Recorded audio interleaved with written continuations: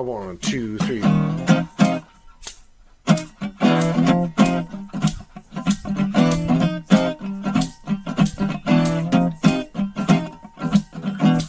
Gonna walk that promenade, yeah, we're gonna rock that promenade, be the talk of that promenade. Looking for a star drifter, not a shapeshifter. Lots to do and more to see. Sweet sticks from a jump to tree, oh oddities, opportunities. Free advice, but not for cheapo gambling wheels. Shaded deals, meet me back here tomorrow, please.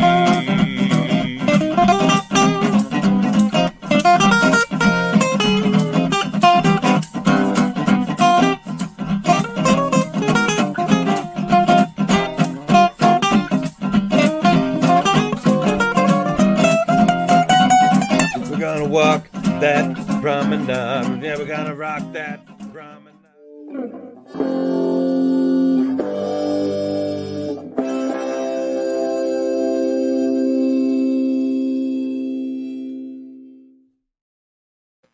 Hello and good evening for this Monday, February 26, 2024. Star Trek DS9, Season 7, Episode 14, Chimera is over, and it has been since 1999, but we're just getting started here on Live Long and Podcast, a live stream here on Facebook, YouTube, and on Twitch, or you might be listening to us on the audio version as we continue our ongoing journey to watch every episode of DS9 and talk about it and review it. We're getting into the final bunch here.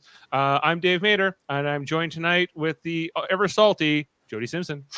Ever salty? Ever salty. Coming off your birthday, I thought you might be extra salty. I don't know. The only thing that's salty right now is all my bone aches. But past that, we're good. Your bones. Well, if only you were not confined to your humanoid form, Jody. You might. It's true. Fewer ailments. If I was the fog, I would be better. You were the fog, yes. Coming with the fire, it's the Ritos man himself. We got Adam Woodward with us. Hey, you guys. Hey. Hello. And yes, we were on here last night talking to Davin and Pugsley on the Locutors of Trek podcast, talking about Miles O'Brien last night. And when we left Adam at the end of that podcast, I said, Adam, have you watched Chimera yet? And he says, I'm going to do it right now. So, and here we are a day later, and you've watched it. So this is, I always forget, the 164th episode of the series overall. The 14th episode in this 7th season came out on February 15th, 1999. So we're almost to the day, give or take a week. Written by Rene Echeverria, directed by Steve Posey, and featuring Odo quite a bit, Kira, and a new character named Loss, played by a familiar actor in J.G. Hertzler, as he's billed in this episode, Garmin Hertzler, as they tried to fool us and that we wouldn't think it was him. But it didn't really work. But we're going to talk all about that here. Spoilers ahoy if you have not seen the episode, but we're assuming you have, or if you haven't, you've had 25 years to watch it. We have no sympathy for you. So is this Laws in Space podcast? Well, I think it is. Yes. I'd like to go to Adam first, just to see how did you feel about this episode, having never seen it before last night? Oh boy, guys! Like, this is a very slow show. I've just slow pace. DS9. It was all right. I wasn't bored. I need some action. Yeah, gotta get going here. I sympathize for sure. Okay, and keep in mind it was like 10, whatever time last night we were watching this, and it was, I was ready to go to bed at the end. Like it was. Don't make excuses, Adam. Yeah. Jody, yeah. I hope you agree. Jody, what do you think of Chimera? Well, I'm shocked, and I'll tell you why I'm shocked. I don't remember this episode at all, and I looked it up to figure out which one it was. Then I got into the reviews because I'm just that guy, and wow, people love this episode. Love it. The only thing that it's confirmed for me is there's a lot of people that don't understand things in life. Because this is, you know what? The problem is it's got greatness and it's also got just stupid decisions. Like it's both. It's Yeah. It has all the right ingredients to be a really good episode, but then it also has a lot of shortcomings, which you don't really notice, and people seem to kind of go over, like the fact that 3 major characters do not act the way they normally act in this episode. Who would you put at the top of that list? Well, Cisco's definitely there. Right. He does And act a lot of Kira, character. even to a degree. And Odo kind of as well.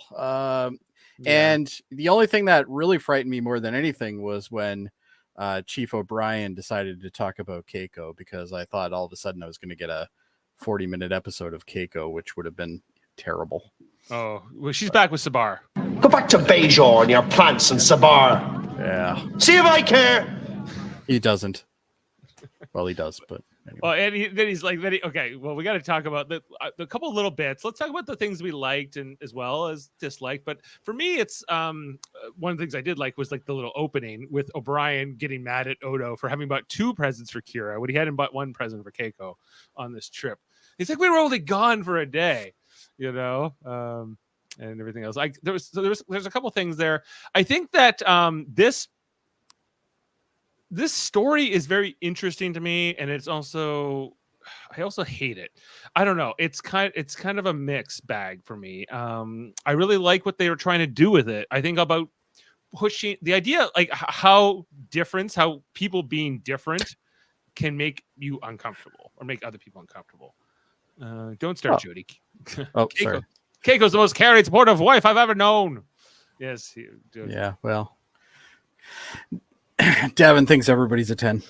Anyway. Well, some people don't like Keiko. I don't know. Keiko is kind of good or bad depending on how she's being written in a given episode. She's kind of all over the place, like a lot of characters are, I guess. But Keiko is the Alexander of DS9. Miles Edward O'Brien. As we were talking about him last night, but but also I hate this Laws character, and I know we're supposed to, but he's just so one-dimensional for a guy who's supposed to be a few centuries old, and he's like, I don't know, like there's just so much about him that's hard to even get behind, and it's hard to even really relate to Odo on it either, right? But it's it's all wrapped up in 40 something minutes, so it's hard to complain too hard about it as well. I think that this whole thing, this death on the promenade with this Klingon, and that was the best part of this whole episode. It was the best part of the whole episode. Who's guilty of what in that situation? I think is something we need to really unpack. So I'm going to settle this because I actually slow mode this. He was reaching for his gun. He was. I think I do have a shot. Yeah, but it all happened so fast. Who could keep track? Not like they have security cameras, because they clearly don't. But they can. But what's have more scanners. interesting? What's more interesting about it is after this happens, 2 key people on DS9 both ignore the fact that this guy has killed somebody, let him out. Yes, and then you have Cisco going, I don't know what could have possibly happened. What happened? I don't get it. It's up to the magistrate. He's up to the magistrate. He says, not up to him. It's like unbelievable. But Cisco is none too sympathetic towards this situation. So let's talk about this, guys. Let's run through the screenshots. It's not going to take us too long. I think that the interplot wise, there's only like maybe 12 scenes. The opening scene is on the runabout as O'Brien and Odo, I guess, went to a conference. Why? I don't know. What they did at this conference, who knows? But they bought some knickknacks. They bought some knickknacks. As Odo has like one of these little crystal things you might get at a store. I think conference is just like the 24th century version of an antique fair or an antique mall. I guess like there's a They war just go going and got on. knickknacks. And what did these two contribute to said conference on what? Like I'm curious about that. But there's always a reason they had to go somewhere and come back. Watch our interview with JG instead. I completely agree with David on this one. You should watch that. And as much as I don't like this Laws character, I don't think it has anything to do with JG Hertzler.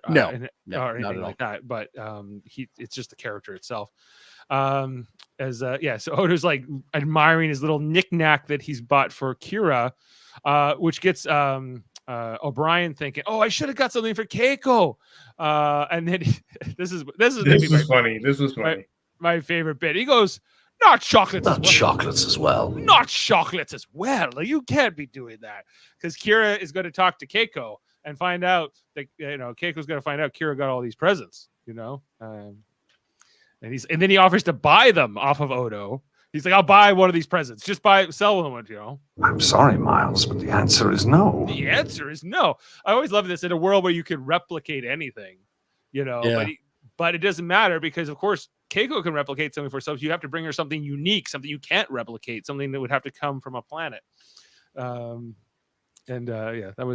made me a little bit of fun there. But in the middle of this argument, or if you can even call it that, discussion, the runabout is approached by something big and large. We see sort of a space faring animal comes out of nowhere, seemingly, and sort of surrounds him. Like, dude, This might be the best comment of the night.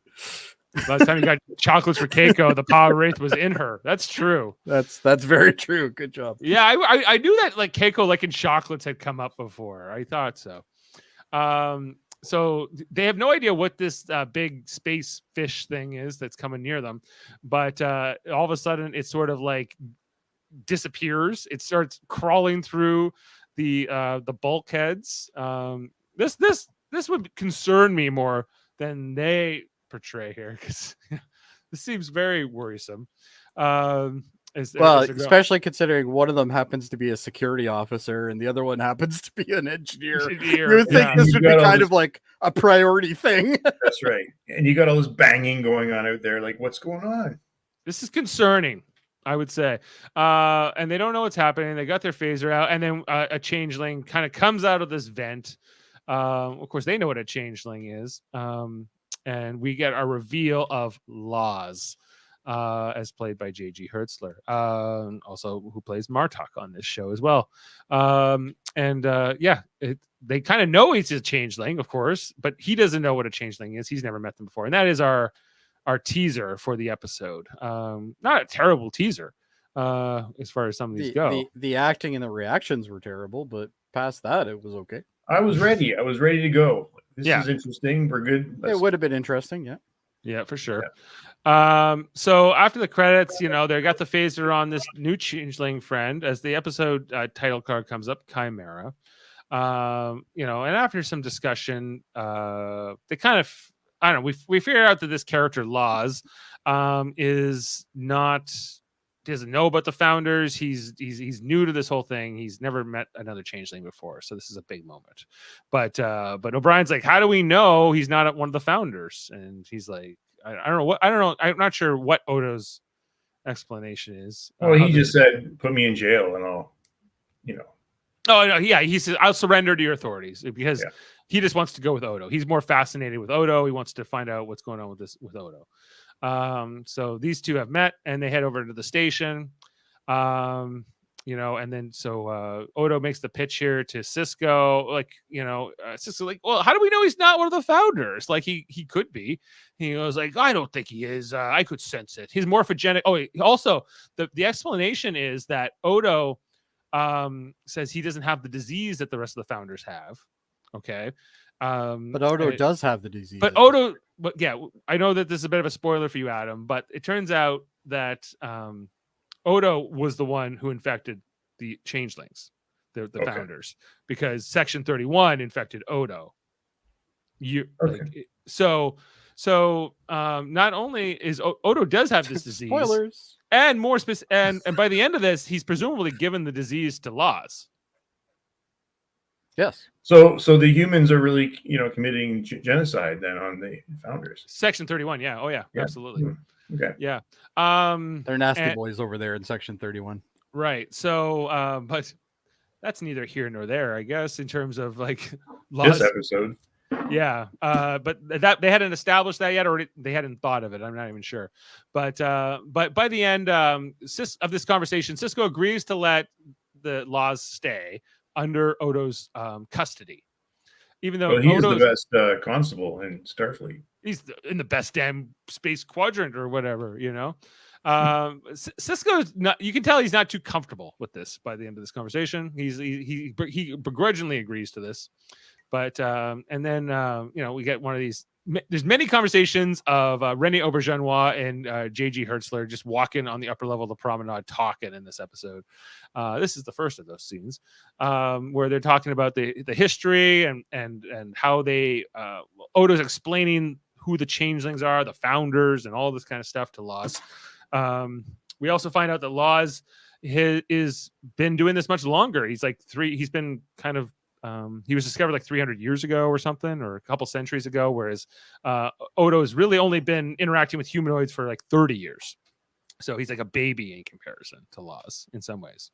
Yeah, and we this is the first scene where like Laws is looking down at like the rest of the humanoids. He's like these what does he call us? He calls us like monoforms or something instead of solids, but it's the same kind of thing. And he's like, well, one's got a crinkly nose and one's got big ears, but they're all the same. They're not like us, it's kind of establishing that Law's pretty racist. He's had some negative experiences with solids or monoforms or whatever you want to call it, but he's turned to hate. His fear is fully formed into hate, and that's ultimately what is the conflict that will drive Laws and Odo apart in this episode.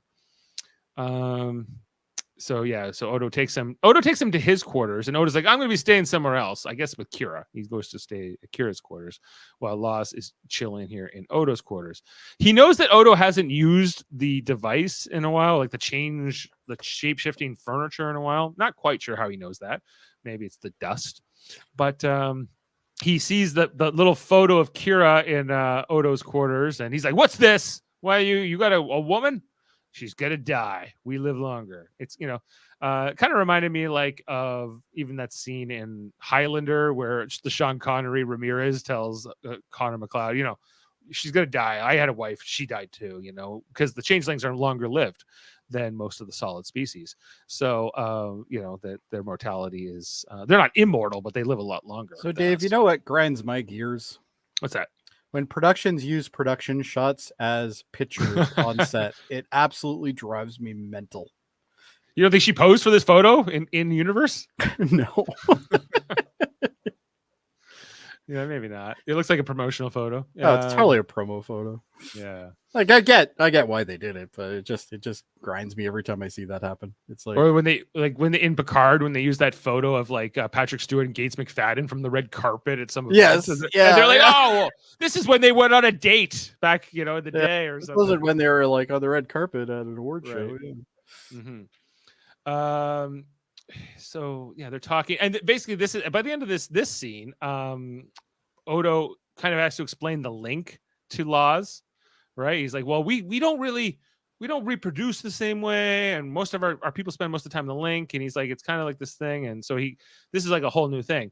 Now we know that Odo was dealing with the founder, the female changeling, quite a bit when she was here, and the occupation for the Dominion was going on. That's a good one. This is like, even Kira does point out that this is a little bit more intimate than talking. And he goes, I suppose so. I think it's much more intimate. I think it's not sex, but it feels closer to sex than it is talking. Would you guys agree? Sure. It's like sexy talk. I don't even want to get close to anything to do with this. But anyway, like what's happening here exactly? So they're melding like virtually. Yeah. They're melding Not virtually, like in reality. In reality, and telepathically, they're kind of communicating. I think we've just confirmed that Odo is bisexual. Well, that's why he's asexual, isn't he? Well, he's asexual. He's not really a man, either. Yeah, he's not really anything. Yeah. Yeah. So, which he brings up, So I don't know, but that is this? I don't know. Like, if I were Kira, I'd be a little bit more annoyed with this. But I get, again, it's part of who his species is. So it's hard to really come. Well, this could be like shaking hands for their species. Like, yeah, no, I think it's a little more than that because they try to be nice. Lost wants to get back to it awful lot. Like it seems a lot. Laws is like addicted to it, and we know that it is addictive. That all that the changelings, at least from what the founder tells us, that they prefer to always be in the link, and they the ocean becomes a drop only if necessary. But you know, I don't know how much of that is like philosophy and how much of that is actual the biology of the changelings or not. Anyway, so after it's over and they're having their after cigarettes, they're talking all about it, and you know, I can't remember what the result of this conversation is, but he wants Odo to like come with him, find the other changeling infants that were sent out, and to start like and to leave Deep Space Nine, leave all this behind. And Odo is tempted, which Just is like he is in the 3 other times that we've had episodes like this. correct. Yeah. I think that's maybe another flaw in this episode is that we've kind of had this storyline with the founder, and now this guy comes along, and I get he's not a founder, he's not part of the war, but he sucks more than her in other ways. So it doesn't like Odo just seems like a bit of a dope throughout a lot of this. But you know, he's a joke. I'm not taking it. all right. But Kira shows up, you know, how's it going, Odo, boyfriend? You know, and you know, I love how she takes his hand, and then he mentions the link, and she's like, oh, you linked, huh? He's like, it's just like talking. Is it really though? Not so sure. But she doesn't get mad either. She's just a little concerned, I would say, is more apropos. You get the feeling that she's like, oh boy, like I've lost a measure of my respect for my boyfriend here. Like this yeah. If not, it's been sort of threatened. I would think at the least. But We don't know. Maybe they have an open relationship. No. Kira? No. Well, Kira's smiling, which is completely out of character too. Yeah. No, I don't think Kira is a swinger. That's for sure. Mirror Kira, whole different story. Oh, Mira Kira for sure is a swinger. Yeah, but Kira didn't even like playing like someone going after a married man in a holodeck program. So True. I don't think she's going to be going there. Anyway, so they're like, okay, why don't you bring Law? She says to Odo in that scene, why don't you bring Laws to meet like our friends and we can all hang out, you know, at Quark's. And he says, oh, okay. So he brings Laws to Quark's. That's a good idea. That's a good idea. Let's all socialize and whatever. This is like the worst scene. It is the worst scene. It is. Yeah. It's so bad because basically Laws shows up. He throws cold water on the whole thing right away. He's Insults like, everybody. He doesn't even try. You know, he's like, oh, O'Brien tries to lighten the mood, like, oh, sorry about pointing the phaser at you when we first met. Just didn't know who you were yet. He's like, I come to expect this kind of stuff from you people.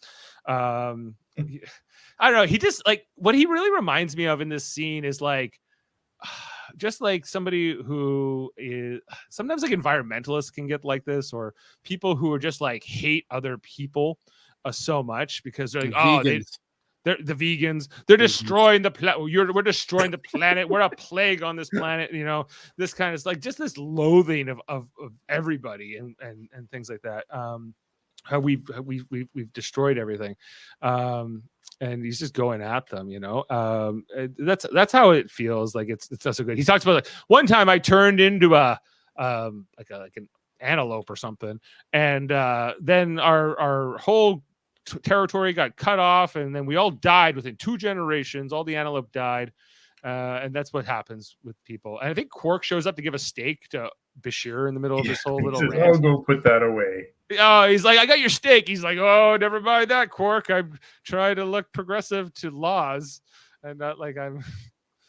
Maybe that was imported. Maybe that's like a real steak or something from somewhere, and not replicated. But yeah, this is a really awkward conversation. He's like, you don't like us changelings. You don't trust us changelings by nature. And O'Brien says, I trust Odo. He says, of course you trust Odo because he pretends to be like you and he acts like you, but you're nothing like you. You know, it's like for a guy who's supposed to be like 200 or 300 years old. It's even Ezri tried. Ezri's like, yeah. Well, Ezri's like, oh, you've seen through our evil plan. You've seen through our evil plan. Yeah, we're here to destroy Odo's life. God, that's such a cringy line. Yeah. Yeah. But you know one thing about this episode, actually, that was their only line, Jody. Yeah, I know. I was actually going to say something about that, but everybody thinks I'm such an Ezri hater. Well, I've become that way. Adam's like, I'm fully developing my hate for these Ezri. I just don't enjoy her character. It's okay, Adam. Come to the dark side with me. Let's ask. I think. Well, I'll give him a second to get his camera going. Jameel's coming in. Yeah, he's coming in. We don't know if he's actually in yet. Yeah, I'm giving him a second there before I add him. He might just be audio today. All right, let's try it. Jaemeel. Yo. Hey. He's in audio. He's audio only mode. That's okay. I'm literally on the road. That's why. Okay. Oh, well, then we definitely don't want you to focus on that. Jaemeel, we were just talking about the scene in Chimera where Laws goes to meet everybody at Quark's. Oh yeah, I'm seeing. Yeah. Yeah. The dude is a dick, but at the same time, like Odo has no response to his criticisms, and he should have known better. Honestly, Laws. Like he's just like. But why would he introduce all of them at the same time? Yeah, it feels like you should start with Kira. It was Kira's idea. Let's have a party. Let's have a party. We won't invite Worf, so that will make it better. Or Cisco. Who else? Remember when I said that most of these characters don't act the way they're supposed to? That would be one of them. Yeah. So that ends, and then the next scene is like Odo's trying to talk to him. He's like, "Well, I don't think our social lives are very compatible, and what you're everything else." Then Laws wants to link in the middle of the promenade, and he goes, "Here in the middle of public," like which Laws does not understand. It's almost he's like, but that that makes it the fact that Odo felt uncomfortable with that. It's like somebody who doesn't want to be demonstrative in public with their girlfriend or boyfriend or whatever. A public display of affection. Yeah, and his hesitancy there made me very much think of that, and which makes this a very intimate thing again. So, right. I think linking with somebody is an intimate thing. Would you agree, Jaemeel? No, it isn't. It's not. It only Jaemeel, the writers are making it that way.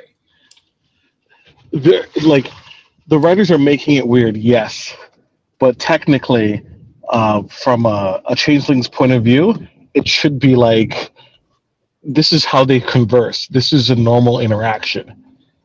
Like so Odo is making it weird. Did that badly that he is now feeling uncomfortable doing it in front of humans, I guess. Well, Odo has not really interacted with his kind in a public setting consistently, right? Where there isn't like some kind of power dynamic that's at play. Right. Like to me, it's more than just conversing. It's more than talking. Is it the same as sex? Maybe not, but it's close to me. But I think the analogy they're trying to go for here is that, like, I think if there was a gay couple in public, by today's standards, we wouldn't question it so much. But back in 1999, this was still pretty new in the cultural conversation, and this idea of like people, like if there's a gay couple walking down the promenade holding hands or kissing, at one time that was considered very shocking. Not that long ago, and I think that's also what they're trying to touch upon here with this story. But in a sci-fi and science fiction sort of setting. Let's face it, he's been traveling for 300 years with his, swinger lifestyle. Maybe he just isn't there. He doesn't understand. I wonder if he's gone to. He hasn't gone to Rising yet, so that's no. That's one thing. Yeah. We don't really know what happens to Laws after this, but Laws says to Odo, "Hey, come with me. We'll go find the other infants, and we'll start a new link out there, and we can link wherever we want. We can link in the middle of the promenade if we feel like it. That's where we're gonna make together." Don't we know what happened to Laws? Isn't that what the third season of Picard is about? It's not about Laws. It's about other changelings. Yeah, it seemingly has like a lot of similar attitudes about solids. Well, either way, Laws is infected. Yeah, well, we established, that he would have infected Laws by linking with him here. That because Odo has he the would be disease already. infected as of now. Yeah. So, and Laws at the end of this episode goes off to, I don't know, to whatever the hell he goes off to do, find more changelings maybe. But he may have died after this. We're not sure. So, Odo's And more or less, we don't care. The next scene is here. Odo studying his knick-knack, the thing he got for Kira, because he's still contemplating this, this temptation to go with Laws, to go off and leave his life behind and do this. The thing that we've had a bunch of episodes about already. Yes, exactly. But Laws also says to Odo, he's like, the only reason you stay here, the only reason you don't go back to the Founders, war or no war, is Kira. Kira is the only thing that keeps you here. It's not because you are so against the war, you're so against this. It's basically this love for Kira, and that sort of trumps everything in Odo's mind. But is that wrong? That's not a bad thing.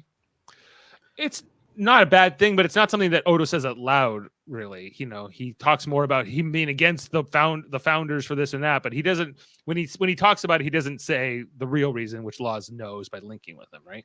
But Adam, that is absolutely bad. He holds a prominent position on the station, and the only thing that's preventing him from just like going AWOL is like his relationship with Kira. What happens if they have like a rough patch? Wait a second though. This relationship just didn't start. I know, but what if a rough patch occurs? He's gonna just. I don't. Right. Well, okay. I mean, listen. All I'm saying is that this relationship between him and Kira has not been a 7-year journey on Deep Space Nine. He's been there all along. True. Yeah, well, it was kind of like this unrequited love for a long time, and then he finally gets the girl at the end of like season 6, and that's kind of where we are in this season. But yeah, like I don't know, but he's like Odo talks about missing that part of himself and whatever, and Kira feels for him. Kira feels like she says, "I'm sorry, I can't link with you, like Laws can." No, she's way too apologetic here, in my opinion. But yeah. I don't blame Kira specifically. Odo's not properly communicating his feelings and what he wants. So, if he told Kira, like, hey, I want to show you the real me, right, then he could, like, at least know where Kira stands. He doesn't question it or even give her the option. He just hides that part of himself. Yeah, I don't know. It's... I feel more for her. So Odo goes to see Laws to tell him, I'm not coming with you. I'm not, he finds Laws being fire. At first he tries to turn on the fire suppression system until he realizes that it is Laws existing as fire. Laws, I need to talk to you. And he's like, did you even know we could be fire? I bet you didn't. He's kind of showing off to Odo, I think, too, a lot. But he's like, I got all these amazing shape-shifting abilities. Don't you want me to teach you that? And that's part of like the carrot that he dangles at Odo. But yeah, what happens? Oh yeah, Odo does link with him again here at the end of this scene, even though he's like, I'm not coming with you, but whatever. Then Odo is working in his office. There's a time jump in the next scene, and Odo and Laws is being fog on the promenade, guys. Being fog menacingly. He was surrounding them menacingly. Yeah, it's kind of creepy. Special effects guys are like, okay, run down to Walmart, get a fog machine. Yeah, and they're like, what's he doing? He's like, so much money. Odo's answer here, he's like, being fog, what does it look like? Can he be fog somewhere else? But people in the background don't look that concerned that there's fog on the promenade. No, the kids are playing in it. Like this seems like something that shouldn't be there. Yeah. So he's like, Laws. The kids only, people only have concern once they know it's a changeling. But before that, they're like, oh, this is some nifty it's like atmospheric issue. Yeah. Well, O'Brien was going to check. He was going to check out some kind of a piece of equipment to make sure everything's just working fine, Yeah, so he reforms back into his humanoid form. So And everybody's like, "Ooh, we just played in him." and these two Klingons come along. They're not too impressed. As you may not have heard, the species that Odo and Laz are members of or part of, the Changelings are waging a war against the Alpha Quadrant and are trying to conquer the galaxy. So these Klingons are not too impressed with. The Laz. Klingons are just space bullies anyway, so it makes sense. Yeah. So they come at Laz, and I don't want you shapeshifting in my presence. Being somewhat xenophobic, I would say. Odo says, "Leave it alone." He's like, "You have Klingon blood on your hands, Changeling." He's like, "Well, then how would I ever get the stench off?" Okay, so the tension is elevating here, like fast. Oh yeah, Laz does not try to diffuse it whatsoever. So, and I almost get the impression that they want this character to be like that because of the fact that he hasn't had a lot of experience dealing with people. Well, he has, but then he also says like he did. So he did, but then he wrote them off. He hated them. One thing he got his heart broken by the woman that he couldn't have kids with. He's told like he had a mate, and then it didn't work out. And he's clearly like experienced a lot of the hatred and sort of bad vibes that a lot of other species give towards changelings for being weird and different or whatever. And so yeah. That's kind of accumulated here with this Klingon who pulls out a dagger. So Laz creates a dagger. He goes, "Mine's bigger." Out of the thing here, and then he tries to stab Laz, and Laz can't be harmed by a knife. That is true. Even though Odo can be hurt by being hit over the back at different times, and he was wearing protective goggles last week, but that's neither here nor there. So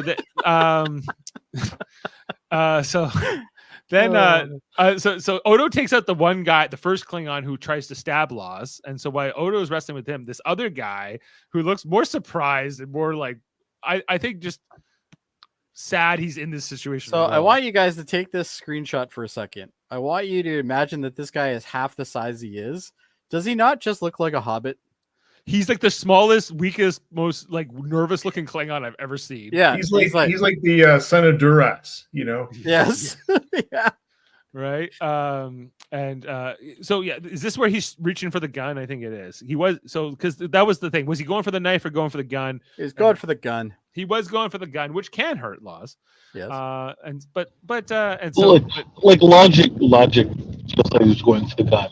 It's like, oh, so he just saw his fellow warrior stab the changeling, and it showed no effect. He's gonna take out his knife and take another stab at go after him now. Yeah, I agree with Jaemeel on that one.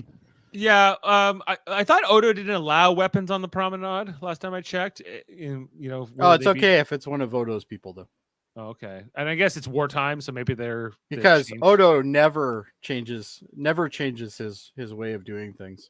Okay, which is normally how he does things, but this episode he acts completely off.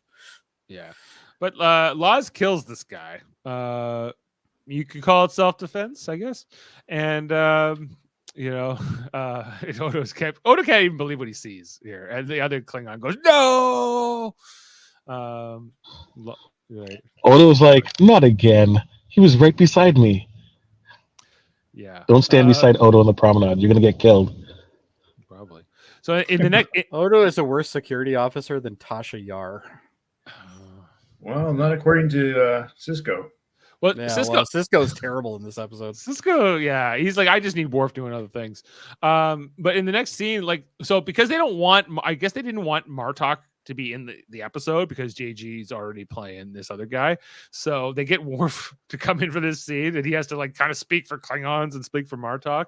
But he clearly seems sort of uncomfortable with it. Cisco's like, well, the report here says that people were complaining about the fog, and this whole thing went down, and now they want a trial. And he's like, this doesn't look too good, Odo.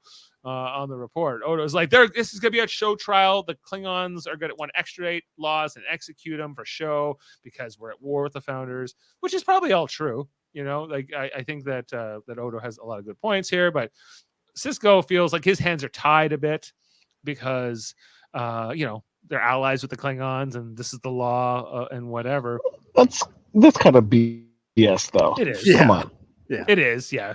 Well, I think it's also coming down to the fact that Cisco really didn't want laws on the station in the first place, and this has now happened. And I feel like there's part of Cisco that's like, "I told you so. I told you something was going to go down if he was here, and it's your fault, Odo. I trusted you, and this is on your head." I think is a little bit of what Cisco's point is, even though he doesn't quite say that directly. So Cisco blames somebody else. So he is acting in character then. Yeah. Yeah. Yeah, Worf is trying to make the case here, but the look between Worf and Cisco here is kind of like, I don't know. I'm not sure too super happy with how this is all going down. They know it's messed up. So I was sorry to interrupt you, Dave. I was reading a review that somebody wrote online about this episode, and I have to admit the one comment he said was really good. He goes, "I don't get why they didn't just have Martok in this, because why would you have Worf go in there to kind of defend the Klingons with his Miss Chronos sash that he has on?" I'm like, yeah, that's pretty funny. Yeah, like, well, it's because, yeah, and I think just because they were trying to fool us that we wouldn't know it was J.G. Hertzler playing this role. Like, well, it's not the last name. Like, it's not, it's either that or, it was his cousin Garmin, or, yeah. Another Hertzler. But anyway, so Quark shows up here and he kind of gives this advice to Odo, but I don't agree with it. But, basically Quark's saying, like, you're not stupid enough to try to turn into fog on the promenade and flaunt that you're a changeling, that you kind of keep things under quiet, and you don't antagonize people because, quite frankly, we can't stand that you're different. You're smart enough to know that people don't want to be reminded that you're different. Who wants to see somebody turn into goo? Don't you get it, Odo? We humanoids are a product of millions of years of evolution. Our ancestors learned the hard way that what you don't know might kill you. Our tolerance to other life forms doesn't extend beyond the two-arm, two-leg variety. I hate to break this to you, but when you're in your natural state, you're more than our poor old genes can handle. Does that ring true to you guys? I think 100%. Yeah, it's you look at the animal kingdom. The default is to be weary of something, and I guess that does extend to people. Humanity is a good example of that. When white men saw black people, they instantly thought that was terrible or something, and it's like that's just absurd, but it is what happened. People, visiting an island that was, have natives on it, same idea, people would get slaughtered, and it's, they're scared of what they don't know. And I think that's something that is bred into everybody to a degree. Hopefully we get around that, but it's one of those things that, if you're walking, let's say, Dave, you're an avid runner. Let's say you're running, at night, and you run through a park and all of a sudden you see a coyote growling at you. Your instinct isn't to like be friends with the coyote. Your instinct is to make sure you don't get hurt. Right. So I think in a way, what he's saying is actually kind of accurate, even though it is a shitty message. It is accurate.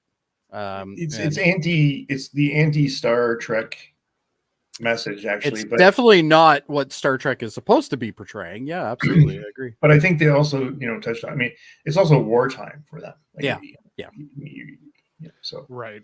Well, and it's no different than the Bajorans when, with the Cardassians, right? Like it's these are people that are feared even after things are already settled, like they're still feared. But you can look back at like things like the Japanese internment during World War II, right? Yep. Where Japanese Americans, like including George Takei, got absolutely rounded up and their houses taken away. Very bad things. But I don't think every American at the time or every Canadian at the time was on board with that, were they? I wasn't. Oh, probably not. No, and thankfully that's true. They don't necessarily take a poll. Like, well, that's the thing, right? Like it's and that's the thing. We have a lot of racism still in this world, even though people want to ignore it in some scenarios. But there is a lot of racism still, and it's the same thing in this type of universe as well. Like things can't be perfect even in the future. Like there's going to be instincts that people are going to have. You're going to have an instinct to always drink, Dave. You're going to have an instinct to always eat. These are instincts that are bred into you. But to hate is it my instinct to hate something that's different? Well, than me? I don't think that's really what he said. I don't think he says that they're hating people. I think what They fear the difference. They fear the different, and that's a different thing. It's not necessarily that they hate them; they just fear them because Well, the they fear don't turns know into them. hate, I guess. Well, fear can turn into hate. Absolutely. We learned that in Star Wars, right? But I know that. Is that what we learned about Star Wars? What's that?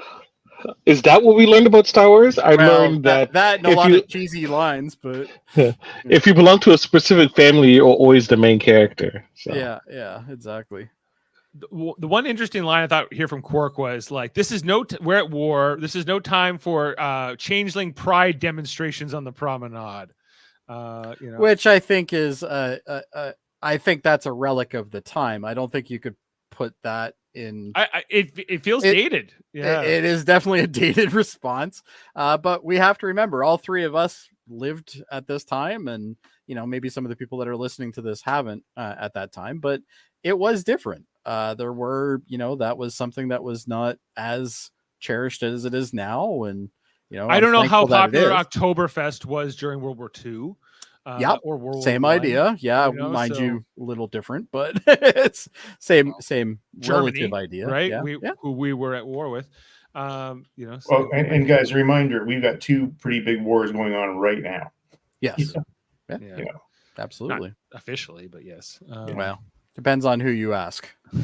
Right. Not wars are only declared when people believe they're wars, so it's right. I guess that's where it comes down.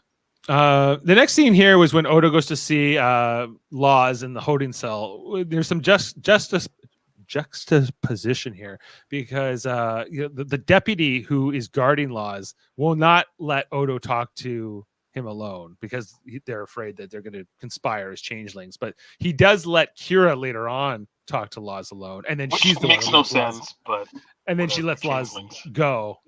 Right. Yes, because the woman of the man definitely wouldn't go on his side for anything. It would have to be, that's just not going to happen. She's a good solid with legs and stuff, Well, she's not even acting totally in character right now, and either. So it's this whole thing, as I said at the beginning of this episode, like this episode just kind of writes against what we know about a lot of these characters. Yeah. So this is one of the final conversations between Laws and Odo here. There's lovely Jaemeel. Oh, now I get to see Jaemeel. Even better. Now you can see. So after his little conversation with Laws in the holding cell, he goes to talk to Kira. He's like, "It's going to be a show trial. The Klingons are going to do this and this," and Kira's like, "We don't know any of that yet. We still have to go through the hearings and whatever." And Odo's like, "No, there's going to be no justice for Laws. It's going to be too prejudicial, and we're not going to get it." So, Dave, sorry to pause you right there. Does this seem like the same freedom fighter that we saw in the first couple of seasons of Deep Space Nine? She is just like, no, justice will prevail. Yeah, it's going to be a fair trial. It just seems so she's. But she's in love, Jaemeel. Love guess. changes everything. Love changes everything. I think that a lot of the other characters, there's not a lot of time for them to do much of anything, right? So it's because so much of it's just these conversations. But the most consistent character is O'Brien, because he would just be surly. Yeah. Still surly. It's fine. Because he's like, he insults Laws, and Bashir's like, "I think he heard you." He's like, "Good. I want him to hear me. I don't like that guy. He's a dick." Well, he's right. Lars was a dick, so right. I think if you look back and you actually analyze a lot of the episodes of this series, I think you'll find that O'Brien probably is the most consistent out of all the characters. Yeah. You don't have to give her 2 presents. You've only been gone a day. That's just so O'Brien. Yeah, you don't have to give her 2 presents. Yeah, well, this is maybe just give her some potatoes.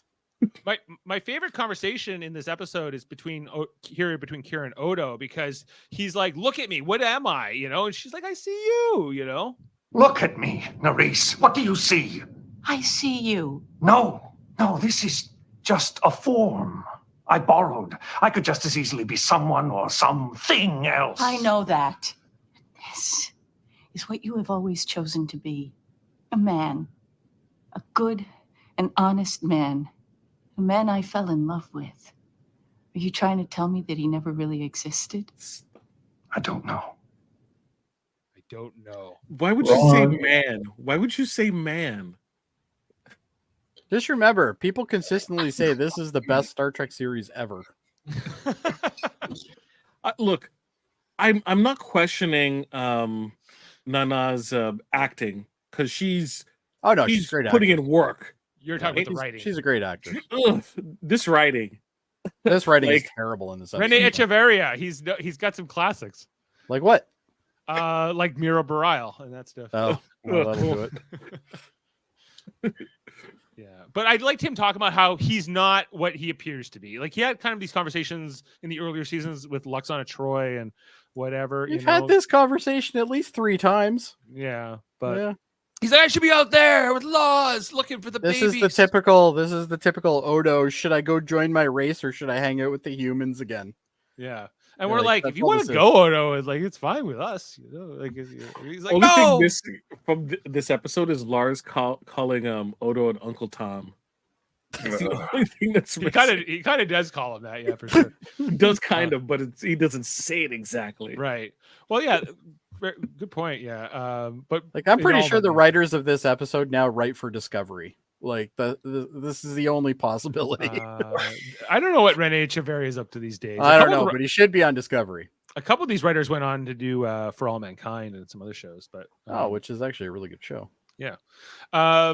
Anyway, so yeah, this is the scene where Kira is like, "Hey, deputy, take a hike. You don't have to worry." Doesn't about even me." question it either. He's just like, "Oh, okay." Yeah, I also like that he wears the turtleneck. He's clearly just wearing one of Rene Auberjonois' other outfits, which Yeah. normally they don't have that turtleneck. It's normally only Odo that has that. Yeah. That's the kind of thing a uniform enthusiast like myself would notice. Oh, we're calling it a uniform enthusiast now. Okay. Yeah, that's right. For the uniform.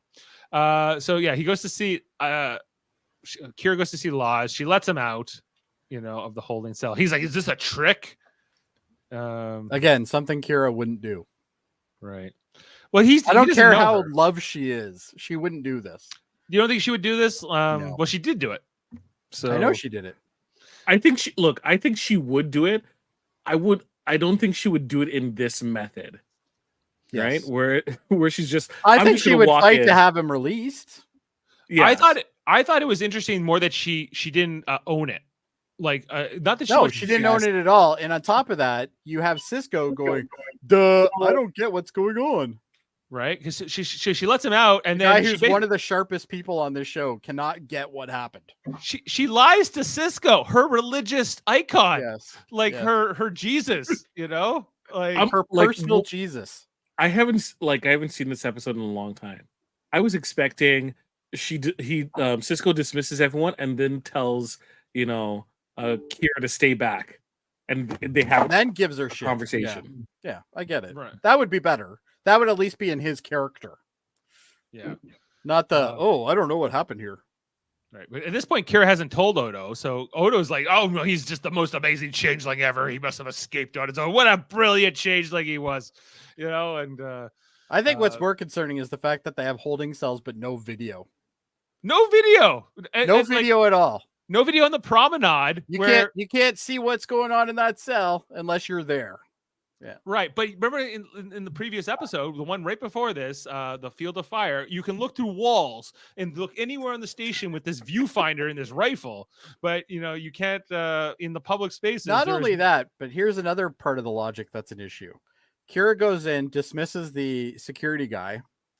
The other guy goes missing. The security guy presumably does come back at one point, and he goes, "Wait, the cell's empty. Kira was the last one in here." And then he reports that. Oh, no. That's what should happen. she made up this thing that Laws turned into a plasma thingy or something and was able to get out. Fantastic. But, I don't know. I just think somebody would Cisco put two should and have two together. chewed her out and said, "Why did you have the security guard Yeah, leave? why did you dismiss the security guard in there? Yeah. That's on you." Like it should have been. That like, would be a "That's Cisco on thing." you. Yeah. Cisco never chews out Kira. Ever. No, Like, he never chews out Kira. He always chews out like fucking O'Brien. Because the sometimes, prophet and loves Worf the a lot. children. Yeah. Loves the Yeah. children. He loves to chew out Bashir, but yeah, not so much. The Kira never.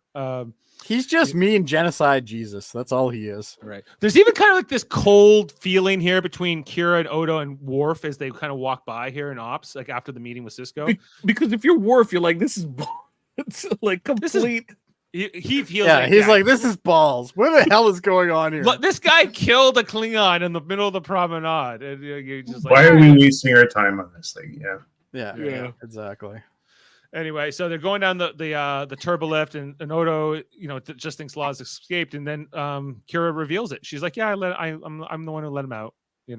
And then they do this hand holding thing. Yes. And she's like, "Go to Odo, him, you." Yeah. Odo, Mr. Justice, is like, okay, I'm gonna let it go. Yeah. Completely against his character. Yeah, He is literally like the galaxy's lawman. Like this guy is the Chuck Norris of the universe. But is he? Yeah. Well, not today. Not today. He's not even like the Law and Order or like the Hank McCoy. Who am I thinking of? The guy from Law and Order. Hang him high, McCoy. Anyway. McCoy, yeah. So anyway, this the final conversation here between Odo and Laws on this planet, wherever Laws is hiding out, and Odo says, like, I'm not coming with you. And then, but Odo wants to link again. And Laws is like, no, we're not, no more linking. You can get bent. Well, I think he wants to link with him to kind of persuade him into coming, right? Like that's kind of what I got of it. Odo wants to persuade him to go where? Well, with him. Back to face the hearing? To go find everybody. Oh, no, but they don't, but they're not going to do that together. Like so I didn't, get that. Like, I don't know, but Laws is kind of over Odo by the end of this. He's like, whatever, Odo, you suck. And then he kind of leaves Odo. But Odo's like, I still got like 10 more episodes in this season. I can't just leave. Right. Yeah. And little do you know, Laws, I've given you a disease. I already gave you space herpes. Good luck. More like space AIDS. Yeah, actually true. Yeah, and so we catch up with Kira at the end of the episode. She's praying to her shrine thing, praying to the Cisco, asking for she did some Cisco. she's saying some Hail Marys for lying to the Cisco about breaking that guy out and whatever. Hail Jennifer. Yeah. Hail Jennifer, full of grace. Or Sarah. It'd be Sarah. Oh, Sarah. Sorry. Yes. Hail Sarah, full of grace. The prophets are within. Yeah. Anyway, so so Odo shows up. He's like, "What is that? Is that a ringing?" You guys hear that? No. What? I hear like a ringing in my ears. No, sorry. Must be me. Okay. Probably not a good sign. Oh, no, it's gone. Okay. Anyway, she wants to. Dave's gone crazy from this episode. Okay, the end here between Odo and Kira, where she's like, if I ever made you feel like you couldn't be the real you, I'm sorry. Let me see the real you, even the gooey stuff. Come on. And then he turns into a big light show and starts going around her. And he wants the goo. She wants the goo. She throws the arms up, and this is Odo turning into fog. The time of my life. Odo's the velvet fog. And he's going for it here. And that's it. Next episode, like that right there is a little disturbing. This next episode should be a cold opening with like Kira talking to Ezra. He's like, he was all over me, like legit all over me, like legit, like in my veins, in my ears. Adam, do you have any trivia and fun facts to share with us? I sure do. Oh, good. Yeah. Okay, so Quark's comment to Odo in this episode about people's suspicion of Odo and the Changelings is one of Armin Shimmerman's 3 speeches in the show that he's most proud of what he had to say. Not sure this is the best one, but yeah, I kind of agree with what is said, but I also disagree because I think we also have the capacity to kind of push past our instincts and our evolution and kind of think more. Well, speeches are about making you think things, so I guess in a way that's exactly what it's supposed to do. Right. Yep. J.G. Hertzler based his performance on William Shatner. He wanted Lost to play the annoyingly judgmental, as if humanoids were beneath him. That man is a brilliant actor. Yeah. And all they do is upset the natural Hertzler, balance not of things. Kirk. Now that I know that, like I don't think I heard that he was doing Shatner, but that makes a lot of sense. If you ever see It makes Shatner, a ton of sense. Yeah. if you see Shatner at conventions and just the way he kind of is when Yeah. people he's not like on Cock of the walk. Yeah. yeah. Shatner has a way of taking extended pauses over an enunciation. That could work for Laws. He described it as Laws doing Shatner doing Kirk. Laws doing That makes Shatner sense. doing Kirk. Well, I think that's part of the reason George Takei still hates Shatner, because that's the way he always acts. Kind of.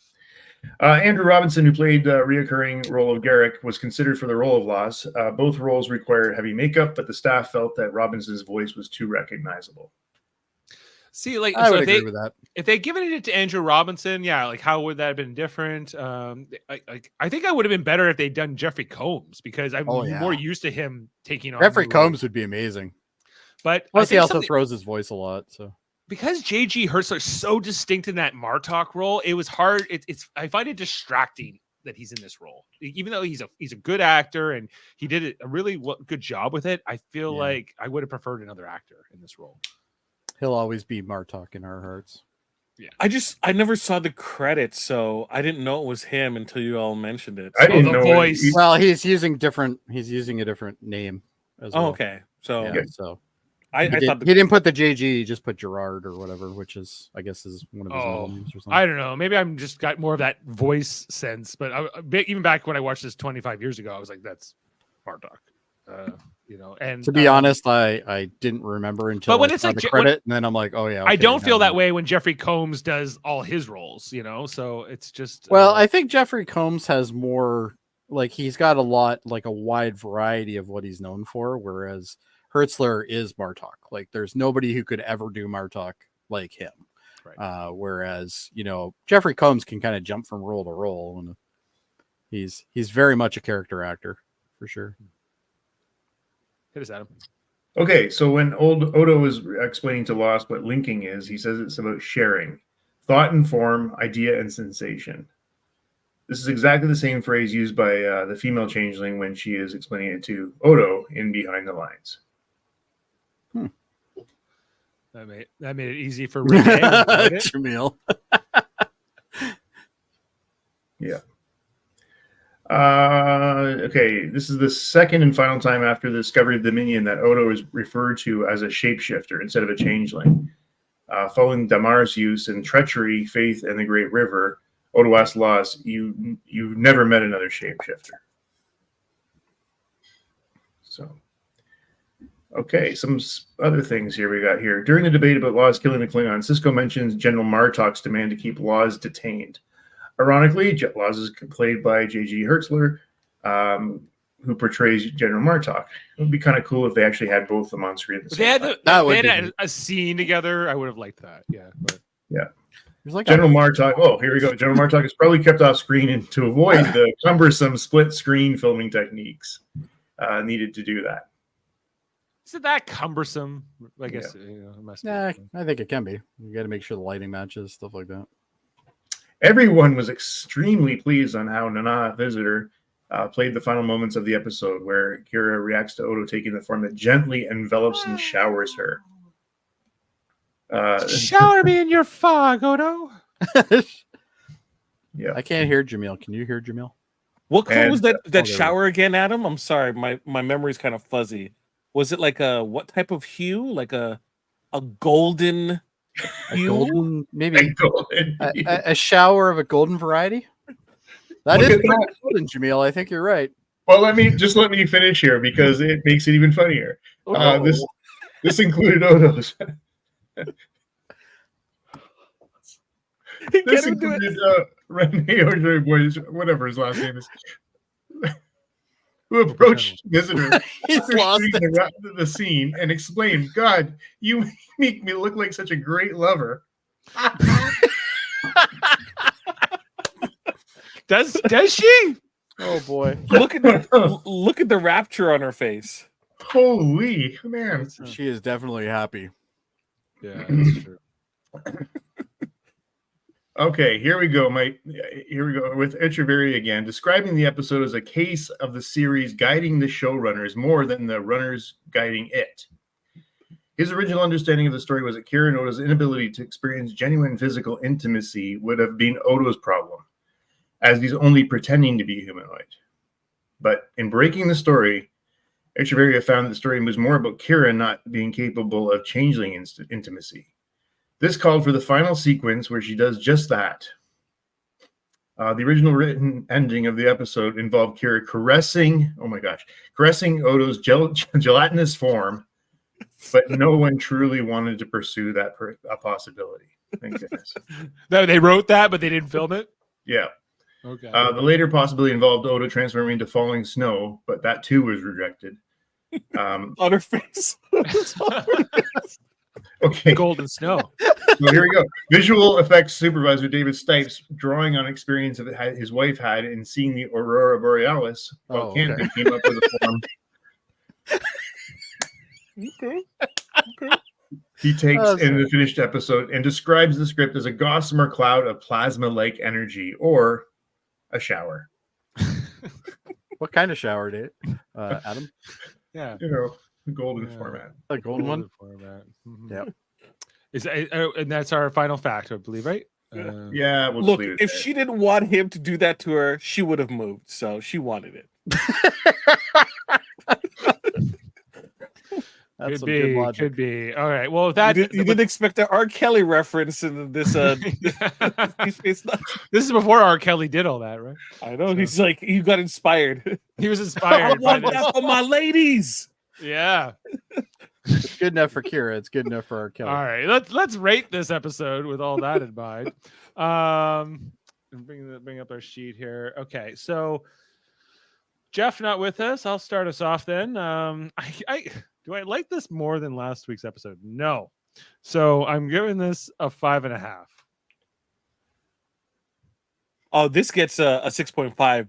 It was going to be a 5.5, but that last sequence and the repeated talks of golden showers bumped it up one mark. Bumped it up to a 6.5. Okay. Yeah. Jody? Oh, this is hard. Especially with Jaemeel doing that. I'm gonna go right in the middle. I'm gonna do a 6. 6. Adam? This is not as good as last week's for me, so this is a 5. 5. Kevin is ill tonight. Our friends Norman given a 6.5 and a 6 respectively. I don't think we got a Davin rating anywhere, did we? But he said it's not a 10. Not a 10. Okay, so we'll fill that in later. So just Davin the four of us doesn't seem like golden shower type. Yeah, this episode currently averaging a 5.8 with our 4 scores respectively. Wow, I should have been here for Emperor's New Cloak. Well, you wanted to throw in your score? I can definitely throw it in. I agree with almost everybody on the panel there. A 1 is being generous. I'd say 0.7. 0.7. Okay. That is now like our most hated episode by far. It's terrible. Yeah. Even it's got some good moments. And the one after that, I would give it a 5. At the Field of Fire? Yeah. I actually like this episode better than the last one. Okay, so we're averaging 5.8. This has a 7.2 on IMDb, which is a little high. This is like in a lot of people's top 10 episodes of Star Trek, even. Really? Well, okay. I'm like, why? I can kind of get it. I feel like the episode has a lot of good messages about. It does. But I could see this resonating with others more than it resonates with me. But actually, I should read this last one because this is arguably another Deep Space Nine episode that deals with LGBT issues, albeit more subtly than in the Emperor's New Cloak. Odo engaging in the intimate active linking. So they're calling it intimate, but active linking with another male of his own species, even though changelings don't have genders. And suffering from the notion that he has to hide his true self when he's around the solids can be seen as a thinly veiled references to homosexuality and bisexuality. So, Right, and like that, I think like suppressing your true identity or your true self to try to fit in with a crowd. I feel like the episode does have a lot of good themes and messages. It's just the execution of it doesn't quite work for me. It's just it's kind of like No. Except for the golden shower. And honestly, did you really think that the Emperor's New Cloak was that overt or that obvious? I didn't. Maybe by today's standards, maybe in 1999 or whatever. The big smooch with Ezri and Kira was kind of overt. Yeah, I guess, but yeah, for when it was, sure. For when it was the 90s, guys. Like so anyway, with all that, guys, let's look ahead to the next episode. It's called Bada Bing Bada Bang. Oh, this is a Big Fontaine episode, isn't it? This is a Hollow Deck episode, if you will, a Hollow Suite episode, which is all about Vic Fontaine in the Las Vegas situation. Basically, Vic Fontaine goes. He has some bad things happen to him, Adam, and the crew has to step in and help. Why can't they just hit the reset switch? A Hollow Suite character. Problem over. Yes. Excellent. Because Frankie Eyes, Vic's longtime rival, is trying to mess things up, right? So, okay, but just turn off the simulator. There's gangsters. But just turn off the simulator. Can't you just turn off the simulator, Dave? Yeah. Oh, we wouldn't have an episode then. Oh, Jody, you should keep that name for next week, Jody the Fog. Yeah. The Velvet Fog. Although I think that like one of the more interesting Jaemeel things is inner. Well, we'll talk about it in the next podcast. But yeah, I think that Bada Bing Bada Bang is not a terrible episode. It's kind of interesting. And then after that we get that weird Section 31 episode. So I agree with Norman here. There's a war going on. Spend all your time in the Hall Suite. Yeah, I think like we have been talking about this. I'm like, Adam, you're coming in for season 7 Deep Space Nine. You are going to see this Dominion War like you have never seen it before. It's going to be so epic. And I forgot that they make us wait basically 15 or 16 episodes before they show us any of that. Yeah. And then they kind of like sprint to the finish in the. And Sam says season 7 is bad so far. I'm like, you're not all the way there yet, bud. It's not even like, I think these episodes would be more well received if there wasn't this other stuff going on in the background that we want them to pay off, the stuff that's interesting. Right. I guess, different thing. Right. So it's what they should have did is turned off the Hollow Suite and started conserve energy. Yeah. How's Nog doing? I wonder if he's recovered yet. Yeah. Nog's in the next episode. He is in the next episode. Yeah. It's a Vic Fontaine episode, and so of course him and his Vic's relationship. The next one has Cassidy Yates and a whole bunch of the others coming in, so it's gonna be good. All right. Well, with that note, let's just plug our other shows and different things. I was mentioned. There's other stuff. I was on here last night with Adam and Dave Pugsley and Davin talking about Miles O'Brien himself. You don't have to get 2 presents. Surely one's enough. No, that was a good conversation. If you haven't, you've only been gone a day.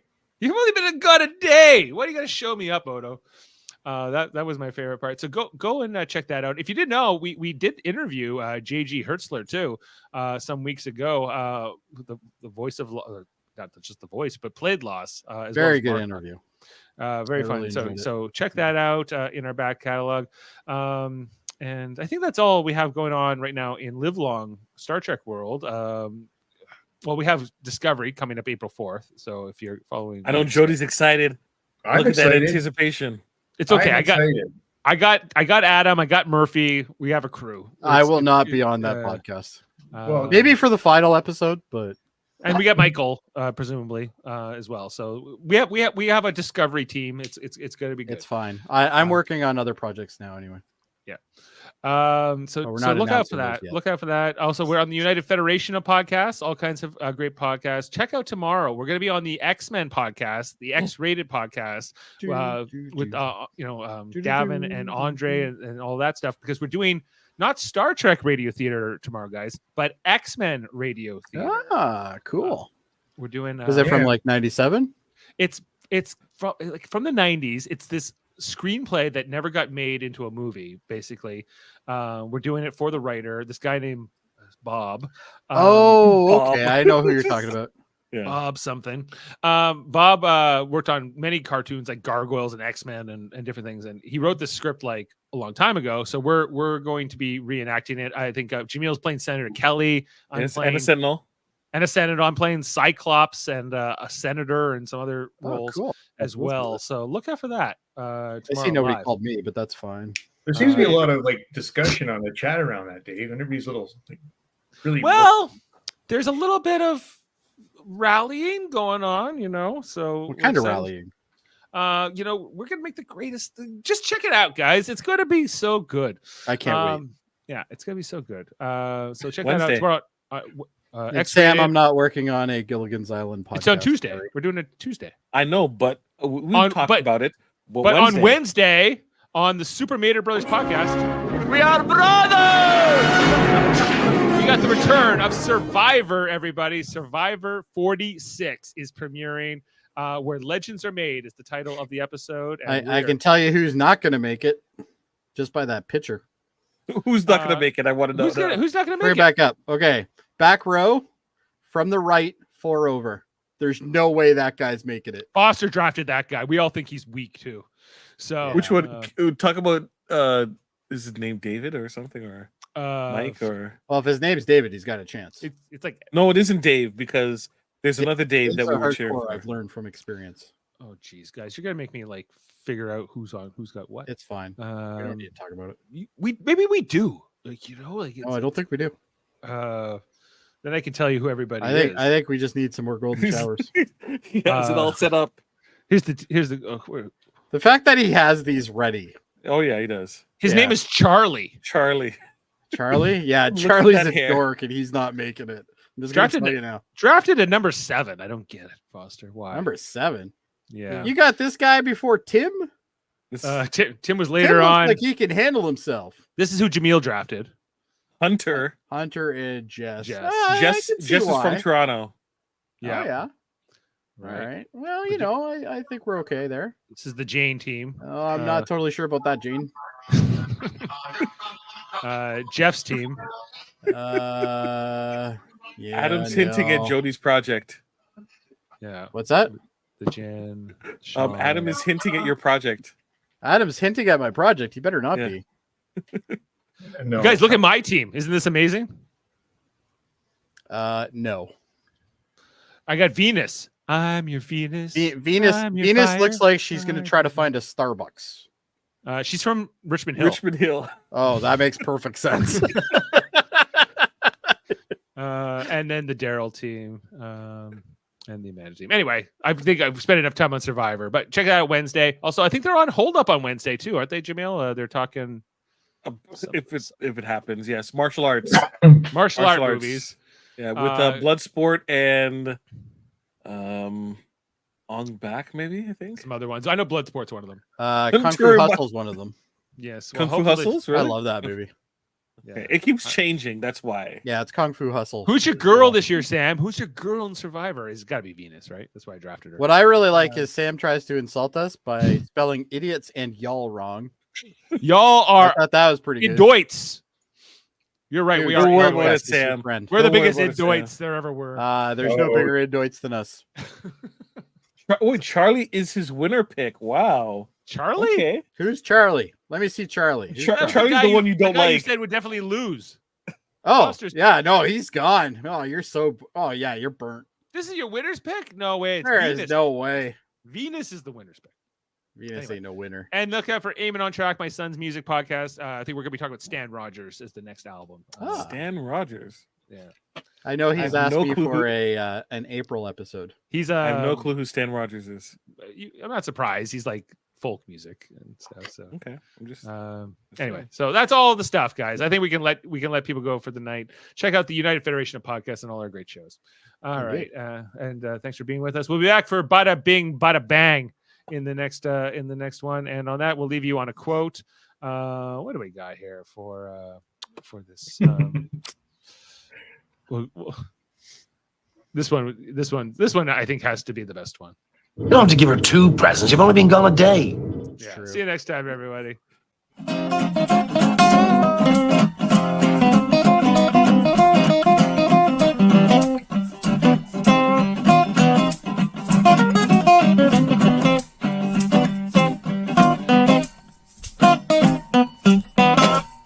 Let's get out of here.